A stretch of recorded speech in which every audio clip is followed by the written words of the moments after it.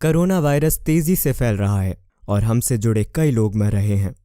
अस्पतालों में तनाव है, इसे समझदारी से कैसे संभाला जाए? तो मैं ये आप पर छोड़ रहा हूं कि आप लोगों की किस तरह मदद करना चाहेंगे ताकि वे ठीक से सोच सके और उनकी भीतरी शक्ति सबसे अच्छे रूप से उजागर हो, ताकि वे डर को खत्म कर सकें और बहादुर बनकर आत्मविश्वास से भर जाएं। मैं वर्तमान समस्या को छोटा बताने की कोशिश नहीं कर रहा। हाँ, ये एक बड़ी समस्या है। भारत में स्थिति वाकई भयंकर है। अब हमें इन दोनों चीजों में से एक चुनना है।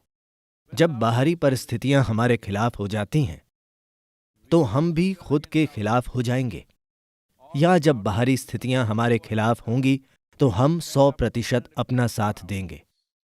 अपना साथ देने का क्या मतलब है? अगर आप अपने साथ हैं तो खुद को खुश, उत्साह से भरपूर और जीवंत रखना सबसे जरूरी है।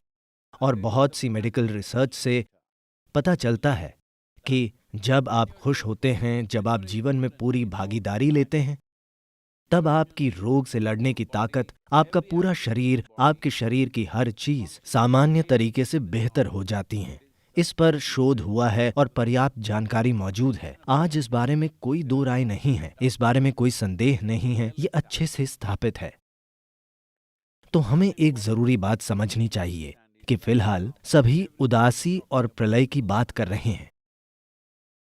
उनका तर्क ये है कि कई लोग दुखी हैं तो मैं भी वैसा ही बनकर दुखी हो जाता हूं। ये कोई हल नहीं है। आपको अपना मन बनाना होगा कि आप समाधान का हिस्सा बनेंगे या फिर समस्या का। अगर 10 लोग दुखी हैं और आप भी दुखी हो जाते हैं तो आप समस्या का हिस्सा हैं। अगर 10 लोग दुखी हैं और आप किसी तरह से उनके और अपने लिए माहौल को हल्का बना पाएं तो आप एक स्तर पर समाधान का हिस्सा हैं। सबसे बड़ी बात यह है कि दुर्भाग्य से आधुनिक जीवन ऐसा हो गया है जिसका पृथ्वी से कोई संपर्क नहीं है। प्राकृतिक तालाबों, नदी, समुद्र से हमारा कोई संपर्क नहीं है। प्रकृति के 5 तत्वों से कोई संपर्क नहीं है। सभी एक बॉक्स में रहकर काम कर रहे हैं जो हमेशा 70 डिग्री सेंटीग्रेड पर, मेरा मतलब है 70 डिग्री फ़ारेनहाइट के आसपास होता है। सभी नियंत्रित तापमान में रहते हैं। जिस बक्से में हम रह रहे हैं, आप इसे अपार्टमेंट या कार्यालय कह सकते हैं, पर यह वास्तव में एक बॉक्स है। तो अब वायरस आपकी जीवन शैली को बदलने की कोशिश कर रहा है। आप सभी की ये शिकायत थी। अगर आप बेंगलोर या दिल्ली में काम कर रहे हैं तो आप हर दिन शिकायत करते थे कि ऑफिस जाने आने के लिए आपको 1.5 से 2 घंटे तक ट्रैफिक में सर्कस करना पड़ता है। अब आपको उससे मुक्ति मिल गई है, तो लगातार शिकायतें मत कीजिए। शिकायतें करने की कोई जरूरत नहीं है, बस हमारी जीवन शैली बदल रही है। हमारे जीवन को हमें जिम्मेदार और सचेत व्यवहार से बचाना होगा। हमारा जीवन बिल्कुल नहीं बदला है, बस हमारी जीवन शैली बदल रही है। पर अगर आप जीवन शैली को ही जीवन मानते रहे हैं तो आप जरूर दुखी होंगे।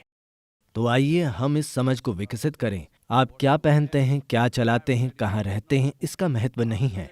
आप अपने भीतर कैसे रहते हैं, यही महत्वपूर्ण है। और फिलहाल ये महामारी हमें सिखा रही है, हमेशा ऐसा ही रहा है, लेकिन ये महामारी इसे उजागर कर रही है ताकि आप ये तय कर पाएं कि आपका जीवन महत्वपूर्ण है या आपकी जीवन शैली महत्वपूर्ण है।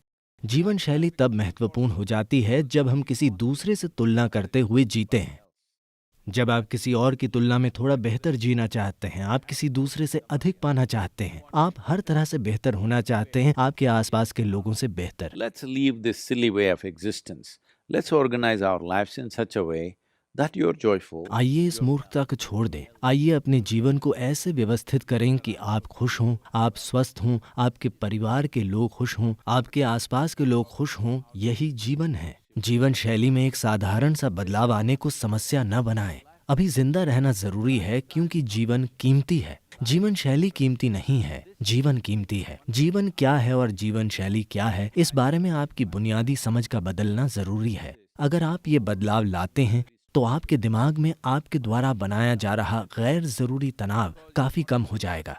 क्योंकि आप रेस्टोरेंट नहीं जा सकते, वो बंद है, आप यात्रा नहीं कर सकते, वो भी बंद है, आपके खर्चे कम हो गए हैं। अगर आप कम कमाएं तो भी ये वाकई कोई समस्या नहीं है। आपकी एकमात्र समस्या यही है कि कोई दूसरा आपसे बेहतर जीवन जी रहा होगा, जो आपके लिए कोई मुद्दा नहीं होना चाहिए। जीवन उस मेकअप या उन कपड़ों से नहीं बनता जो आप पहनते हैं।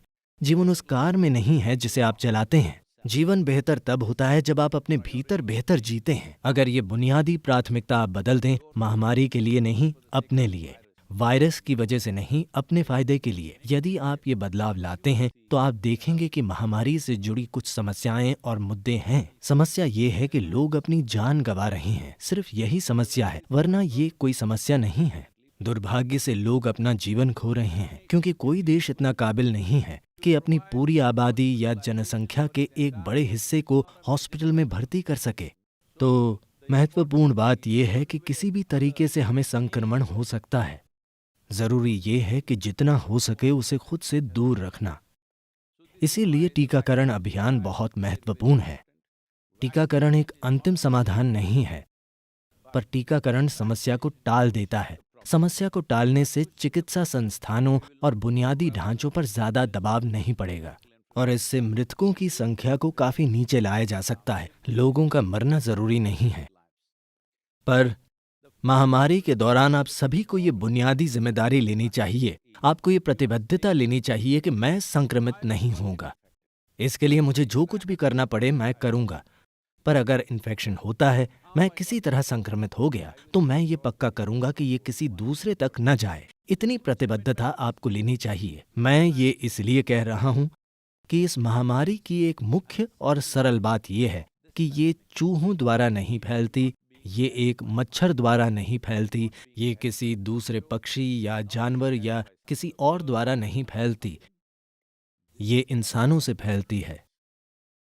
क्योंकि सिर्फ हम इस वायरस को फैलाते हैं, तो सबसे सरल समाधान ये है कि हम कुछ प्रोटोकॉल बनाए रखें ताकि हम इसे न फैलाएं। अगर आप वायरस नहीं फैलाते तो बात खत्म। अगर हर नागरिक ये कदम उठाता है तो बात खत्म, सफलता मिल जाएगी।